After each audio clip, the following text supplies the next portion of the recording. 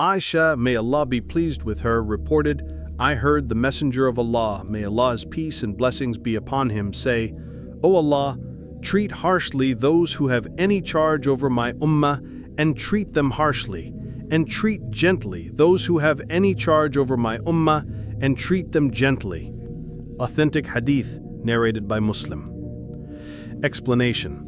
The Messenger of Allah, may Allah's peace and blessings be upon him, supplicated against anyone who takes charge of some affairs of the Muslims, be they little or significant, and whether his authority is public or a private and specific one, and he puts them into difficulty and does not treat them gently, that Allah Almighty give him recompense of the same type of his action, putting him into difficulty.